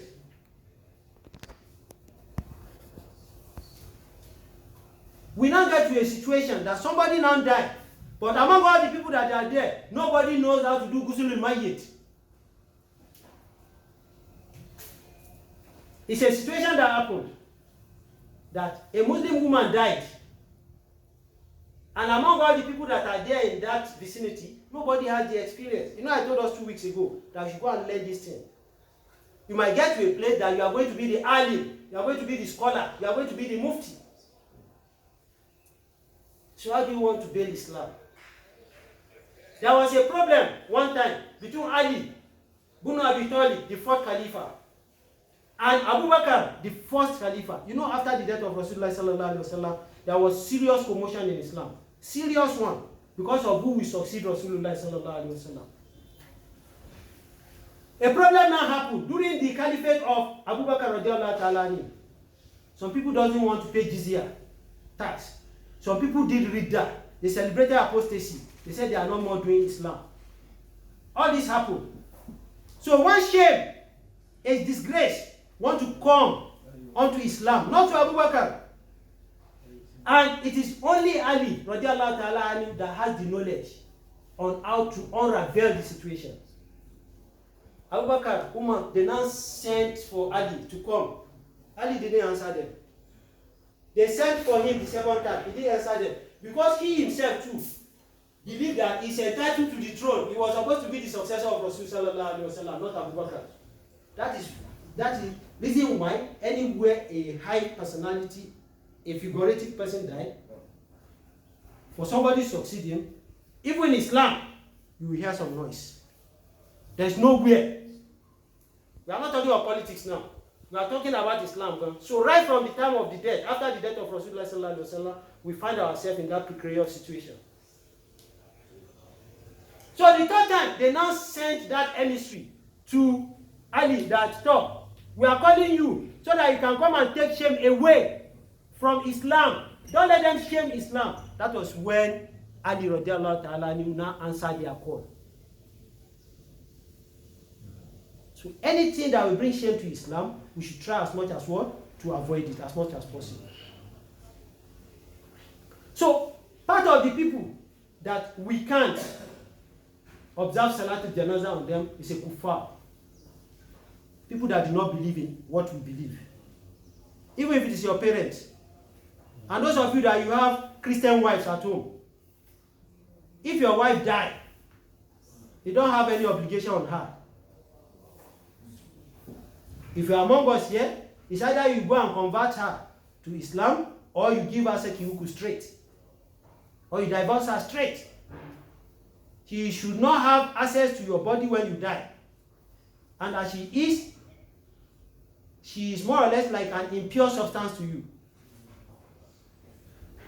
When the father of Ali, radiallahu ta'ala anhu, died, Abu Talib, Rasulullah sallallahu alaihi wasallam told him, "Wali jismana abaka, ya Ali."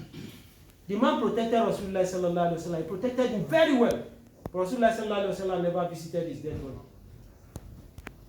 Abdullah ibn Ubayy ibn Salul, that created problem right from the arrival of Rasulullah sallallahu alaihi wasallam to Makkah and to Medina. When he died, Abdullah ibn Ubayy ibn Salul was a munafiq. Munafiq is person that is a Muslim. He's a Muslim, but he will hear from you and go and tell your enemy. That is the kind of person that Abdullah ibn Ubayy ibn Salul was. And he has a son. The son was a S.A.W of Rasul. So when Abdullah ibn Ubayy ibn Salul died, the son went to Rasulullah sallallahu alaihi wasallam, "Please come and help me bury my father." And anybody Rasulullah sallallahu alaihi wasallam pray Salatul Janazah upon, that person wajabati alayhi Jannah. The person will enter Jannah. Because you know the light from Rasulullah sallallahu alaihi wasallam, nawara qabrihi, will lighten the grave of that person. So as Rasulullah sallallahu alaihi wasallam asked the Sahabas to follow him, that they should come, let them go and pray. Umar radiallahu ta'ala, you know he will not keep quiet. Even if every other person keep quiet, Umar will not keep quiet. Rasulullah, have you forgotten that this Abdullah ibn Ubayy ibn Salul was a munafiq? He has been a treacherous person to you and to Islam. Even if you forget, if you say, let's keep your own case aside, to Islam, he's a treacherous person. Is that the kind of person? Umar said it the first time. Rasulullah sallallahu alaihi wasallam didn't hit to it. He said it the second time. He now brought an ayah in Surah At-Tawbah that in tastaghfir lahum aw la tastaghfir lahum in tastaghfir lahum 70 marratan. Rasulullah sallallahu alaihi wasallam, Umar radiallahu ta'ala quoted that ayah that even if you seek for forgiveness for them for 70 times, and after 70 times you seek for another forgiveness for them, he quoted that ayah. Rasulullah sallallahu alaihi wasallam not told Umar, he was trying to dispel him so that he won't perform that Salatul Janazah. Rasulullah sallallahu alaihi wasallam said, even if Allah proceeded and said, if you can seek for forgiveness for them more than 17 times, I will pray for this man. Immediately, he finished up Salatul Janazah. He himself collected the body of Abdullah ibn Ubayy ibn Salul and placed it inside the grave. Immediately after that funeral conclusion, Allah repeated an ayah. وَلَا تُصَلِّ عَلَىٰ آدِهِمْ أَبَدًا وَلَا تَقُومُ عَلَىٰ قَبْرِهِمْ إِنَّهُمْ كَفَرُوا بِاللَّهِ وَمَاتُوا وَهُمْ فَاسِقُونَ. In Surah At-Tawbah, Allah said, Prophet Muhammad, don't ever do mistake again. وَلَا تُصَلِّ عَلَىٰ آدِهِمْ أَبَدًا. Don't ever pray on any kind of these people again. Who has Allah vindicated now? Umar radiallahu ta'ala anhu. Abdullah ibn Ubayy ibn Salul was a Muslim, but he was a munafiq. He was an hypocritical person. وَلَا تَقُومُوا عَلَىٰ قَبْرِهِ. And don't ever come closer to their grave. Not talk of you are going to pray on them. Not talk of you are going to support them. Leave the body into the mother earth. إِنَّهُمْ كَفَرُوا. They disbelieve in Allah. They are just Muslim. They are stupid human beings covered with the cloth of lion. So anybody in our family, even if it's your father, anything concerning this world, you have to fulfill it. They are right. You give them the monthly stipend and you place them upon from your salary. You are giving them 20,000, give them continuously till they die. But anything, they just shall be a dealing car. Don't compromise it. Those are the people that we should not perform Salatul Janazah upon them. Now, I'm talking about a situation that somebody died, that nobody that will help, that has the knowledge of performing the Salatul Janazah, the Ghusl Janazah. What we should do is to look for an alim around. So this situation that I was trying to narrate, nobody. So somebody now said among the people that gathered, I know one malam somewhere there. Another person said, I know one pastor somewhere there. Let's go and see whoever we meet. The person that went to look for malam, he met the malam at home, the malam came. The person that went to look for pastor, he met pastor. Because pastor too, they believe he's a holy person. Both of them now came together and they now came to bat a woman that does not belong to them. So even if this woman is a righteous person, see how they finish her up. So brothers, we should try as much as possible to learn about this. You don't know where we are going to end, and you don't know the kind of people that will bait you. So that unfortunate people will not touch our body when we die. And the more you do, the more you get rewarded from Allah subhanahu wa ta'ala. May Allah subhanahu wa ta'ala forgive us and grant us al-Jannatul Firdaus. And let us die in a state of Iman. Salatul Janazah has 4 takbirat. 4 kabbara ne ake yi in za a yi sallan gawa. The first one, you do Suratul Fatiha. Before we even go there, for a male that died, where should the imam position himself? For a female that died, where should the imam position himself? If you have multiple of corpses, how do we observe our Salatul Janazah on them? According to the hadith, narrated by Anas bin Malik, is in Sahih Bukhari, and we have it in Ahkamul Janaiz of Sheikh Nasiruddin Albani. If a man died, the imam that is going to lead the funeral rites, the funeral ceremony, Mala de zai sallan gawa, de zai yi manci gawa, sallan gawa, he has to stand towards the head of the corpse that died, of a male corpse. If it is a female, he has to come towards her navel. Kamar tsakiyar jikinta, in ta mace ce, ita ne gawan. Limamin da zai ja sallah din zai zo tsaya a daidai gurin navel, cibiyanta.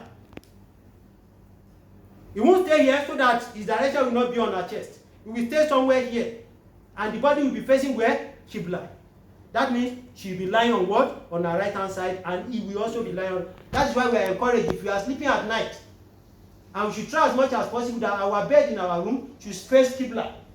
And we should try, if we are building our houses, we should avoid our toiletries, our conveniences, our toilets. We should try as much as possible in designing our architectural plan that our conveniences should not face Qibla. And our bed should face Qibla, so that if we are lying down on our bed, we lie down on our right hand side. It's very good. If your room can accommodate the changing of orientation of your bed, it's very good. But if you don't have that opportunity, before you sleep, you do ablution. Before you sleep, you recite Ayatul Kursi. Before you sleep, you recite Surah Al-Ikhlas, Surah Al-Falaq, Surah Al-Nas, 3. If you die, you will die in a peaceful way, and Allah subhanahu wa ta'ala will accept your return. See, brothers, we don't have excuse not to gain the mercy of Allah hereafter. Rasulullah sallallahu alaihi wasallam giving us a lot of bonanzas, expos. If you don't do this, do this. If you don't do this, do this. He said we should not eat with our left hand, because if we are eating with our left hand, فَإِنَّ الشَّيْطَانَ يَأْكُلُ مَعَ الشِّمَالِ. Shaitan will be eating with you. If you are eating the barakah in your food, Shaitan will be taking it. You should not handshake the woman that is not your own. Because on the day of Qiyamah, they will put Oguna, Gawayine Zaki, Amber. They will put it on your palm.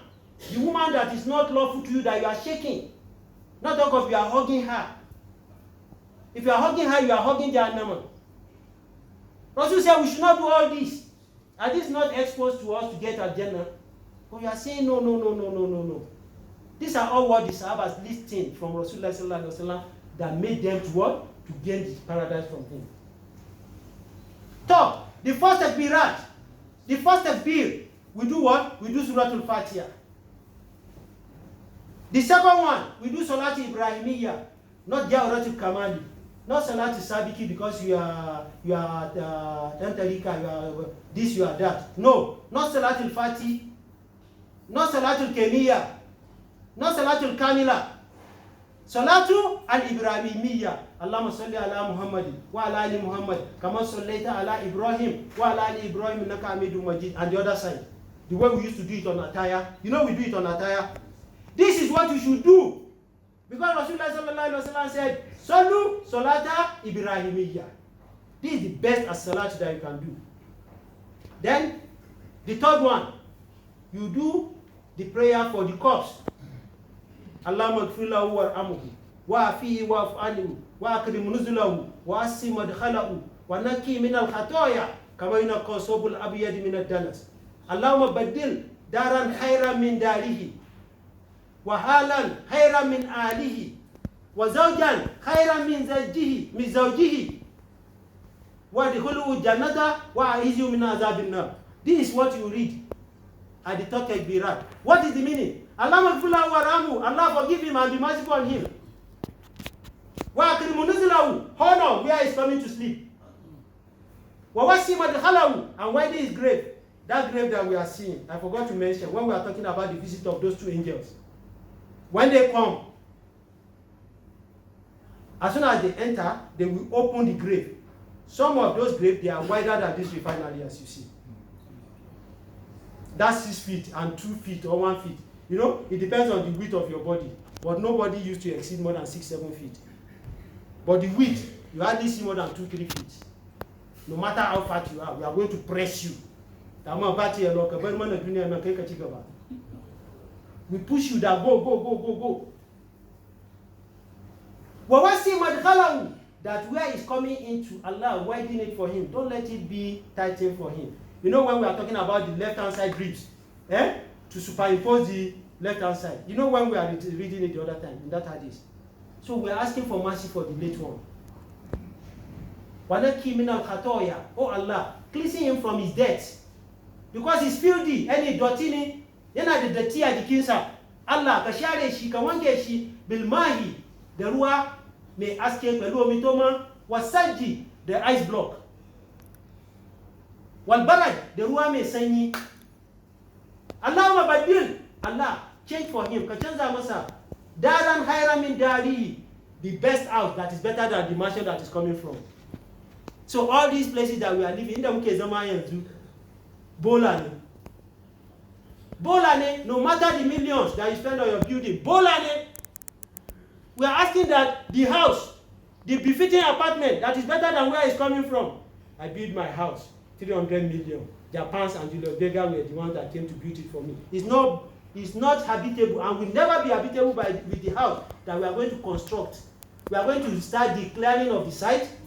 We are going to start the excavation. We are going to start the construction. We are going to do the foundation. We are going to do the superstructure. And we are going to roof it within 30-40 minutes.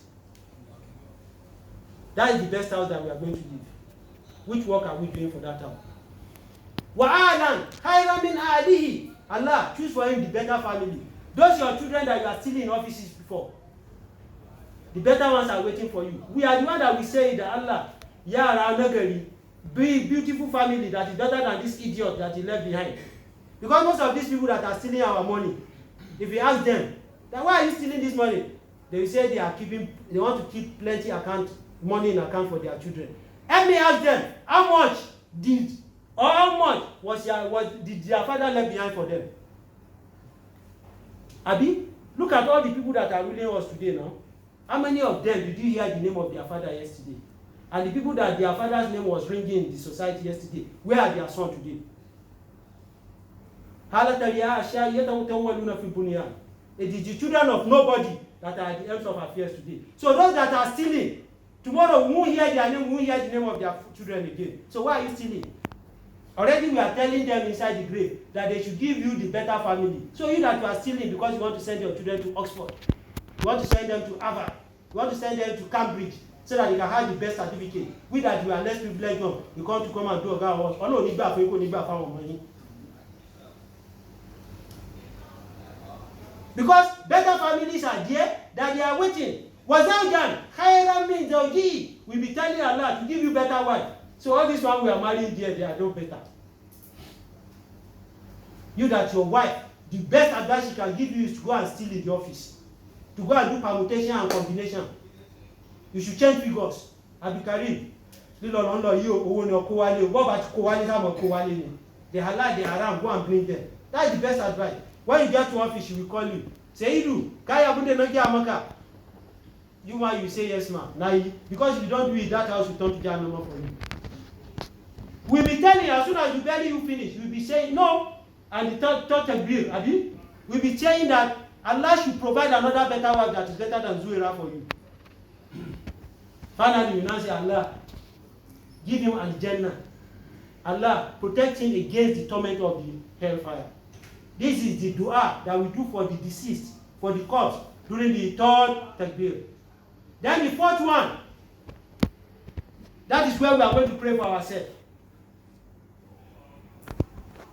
Allahumma ajirna minan nar wa la tuftina ba'da. Allah, salvate us from hellfire. Don't let us enter hellfire, Allah. We're asking you for your mercy. Wa la tuftina ba'da. We think we are on the right path. We believe we are on the right path. Allah, don't let us go astray after this. After that, the imam that led the prayer will do taslim on the right hand side. Rasulullah sallallahu alaihi wasallam, he did 2 types of taslim. There are some that he did what? He did once. And there are some he did twice. Assalamu alaikum wa rahmatullah, assalamu alaikum wa rahmatullah, on salatul janaiza. So anywhere you see an alim does this, he didn't do bid'ah. Both Rasulullah sallallahu alaihi wasallam did them. May Allah subhanahu wa ta'ala let us end well. Amen. And let them package us well. And let them return us back to Allah well in a state of iman. Wala hawla wala quwwata illa billah. Conclusively, please brothers, spare me a few more minutes. I ought to have stopped, but I don't want to come back to this topic again. We have finished the Salatul Janaza. How do we carry the dead body? Sunnah of Rasulullah sallallahu alaihi wasallam is that we have talked about how to tie the corpse. We talked about it last 2 weeks. I won't go back to that. We have finished the Salatul Janaza. Islamically, Shariaically, 4 people are supposed to carry the corpse. Only 4. 2 on the right hand side and 2 on the left hand side. And they put it on their shoulder. And Islamically, we don't need a coffin. We need kara that is common in the north. That is what we need so that they will know that you are nobody. And you should not be covered so that they see that this professor, this Alaji, this Dampanza de Pashe Kudimu. Everybody will be saying, this Masiachi de Kabi Mamana Anu Babana. Oh no, photo by Yamilawa Baba Mini. So that they will see people that can turn daylight to darkness. I say, you are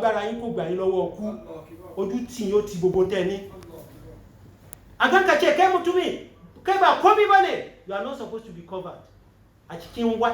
Brothers, it's not only white clothes that we can use to bury our loved ones. Even Sabul Ihram, the one you use for your tawaf. It's just that we are acquainted to white. You can use any color, the way our women can use any color. So for our dead ones too, even if you are in Makkah, you are in Medina after Salatul Janaza, you will never see the white clothes. They use grey or any color to cover them. They are taking them to Makabir. So it's not compulsory that it must be white clothes. Talking about 4 people carrying it. And part of the bid'ah that we need to do, innovation that is forbidden, is to be chanting some slogans while we are carrying the dead body to the graveyard. You see some people, we say, Aro, warayanu, wajanatu naimi, Aro, warayanu, wajanatu naimi. We don't need that. I have an authentic hadith with me. It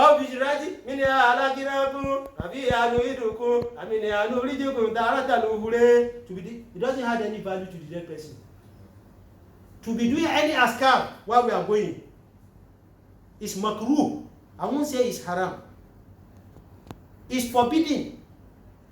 You go gently. And what we should do is by doing a kind of possession, you won't jog, you won't walk. In between jogging and walking. Abi, you should not be walking while those 4 people carry it. You won't jog and you won't run, but you should not be walking. Come and possess it, like possession. That's how you should carry. And nobody should be in front of the corpse. In front of the 4 people that carry the corpse, nobody should be in front of them, according to Rasulullah sallallahu alaihi wasallam. And we should not start lighting some perfumes. It's an idea that I have with me here. We should not, you see some people, they'll be spraying perfumes, or they do all this turare Arabia or 99. They will now be carrying it along with their, taking their shake. It's haram. Rasulullah sallallahu alaihi wasallam told us in an authentic hadith that there are 3 things that Allah subhanahu wa ta'ala forbid us from doing. 1, lighting a kind of light while you are taking the corpse to the grave. 2, doing askar where you are taking a corpse to the grave. 3, be doing ina to be wailing. When they came back from Uhud, Sayyidina Hamza ibn Abi Talib, radiallahu ta'ala anhu, there was a narration that said he doesn't have a wife, not to talk of a children. Hamza, the uncle of Rasul, in the Sirah. So when they came back to Medina, people that lose their husband, they were crying. But in the house of Hamza, nobody to cry for him. So Rasulullah sallallahu alaihi wasallam now asked that all the women in Medina, they should gather together and go and wail in front of the house of Hamza ibn Abi Talib. But after that, Rasulullah sallallahu alaihi wasallam forbade. It has become a taboo that we should be wailing, we should cry. Because when Ibrahim alayhi salam died, he died at the age of 18 months. The son of Rasulullah. Rasulullah sallallahu alaihi wasallam, tears was coming out for him. When they are now asking, Rasulullah, this is your status. You are crying like this. Rasulullah sallallahu alaihi wasallam said, the heart is feeling bad. So it is the reaction of the heart that you are seeing that is coming out from my eye. I'm not crying. Rasulullah sallallahu alaihi wasallam said, Allahadu lana wa shakku li gairina. There are 3 types of graves. But the best one, we Muslims, we used to do 2. But the best one is the one I want to tell us now. The first type is the one that we are going to dig, and by the side, we are going to do as if we are creating like a wardrobe. That is lahadu. You will dig the way that many of you will know that we used to dig. But by the side, we have to dig by the right hand side like this. We dig another place as if you are removing a drawer from your wardrobe. That is where we need to bury our loved ones. The second one, which is the conventional one that every one of us are doing, is that one that we just dig and we excavate another inner part of it. That one is shakku. The first one I mentioned is lahadu. Rasulullah sallallahu alaihi wasallam said, Allahadu lana wa shakku li gairina. Lahadu is for us, we the believing souls. Shakku is for those that don't believe. So our parents that we have done shakku for, are they not believers? And they die in a state of iman. Yazamukari. The other third one is the one that we just dig, like the one the Christians used to dig like a soccer wheel, and they just put their dead ones like that. That one is haram. The other one is makruh. The other one is halal. The first one lahadu. So every one of us, we should tell our people that they should prepare lahadu for us. May Allah subhanahu wa ta'ala let us die in a state of iman. Amen. Now, we are putting leaves on graves. Does it mean that it has any value to the grave? No. Rasulullah sallallahu alaihi wasallam, one day in Medina, he was going by. He now plugged a tree, a branch of tree. He now inserted it on, he cut 2. He inserted it on 2 graves. And you know, I've been telling us, what they do, whenever Rasulullah sallallahu alaihi wasallam says something, or he acted, they won't talk them until when they get to where they are going. Our master, you did something like that. That is why for a good student, for a good learner, if somebody is speaking, a speaker is speaking, you don't interrupt. You let him learn so that you won't derail him from what he's saying. Rasulullah sallallahu alaihi wasallam, they now asked him, our master, you did this. What is the mission behind it? Rasulullah sallallahu alaihi wasallam said, you see the first one that I inserted the branch of leaf inside, 2 of them have been punished. But the first one, this is what led to his punishment. Whenever he's peeing, he's doing wee-wee, the bẹ́ẹ̀ rupe al-auransa kò í paramọ́ tó bá ń tọ̀. He doesn't take care of his aura. He doesn't take care of his private part. He just wee anywhere. Those of you that used to wee around all abandoned vehicles, that somebody will be seeing your manhood. You are not going to go scot-free. You need to look for an enclosed place that nobody will see you. So that one, he used to wee anyhow, that he doesn't care about his aura. So they are chastising him because of that. Not talk of somebody that urine splashes on his clothes. You know, during the time of them, Musa alayhi salamullah, if urine splash on your clothes, they will use a stone to go and cleansing their body. But we, as soon as you sprinkle water or you wash it now, you go back to our salat. The second person, Yena Megulumane, Olofofo, if it's a gossip. Because when he hear from Mr. A, he go and tell Mr. B. When he tell Mr. C, he go and tell, it's because of that they are chastising him inside the grave. So those of you in your various places of work, that you are doing eye service to your boss, so that you can be recognized. You are destroying your Muslim brother, even if it's not your Muslim brother. What is his own? Can he become your own? Why are you trying his own personality? That is the kind of chastisement that is going to happen to you. So if we are putting leaves on graves, it doesn't bring any succor to the corpse inside the grave. It is whatever you do that will reap inside the grave. May Allah subhanahu wa ta'ala let us end well. May Allah subhanahu wa ta'ala let us get his mercy. May Allah subhanahu wa ta'ala count us among the inmates of Al-Jannatul Firdaus. Wala hawla wala quwwata illa billahi al-aliyyil aziz.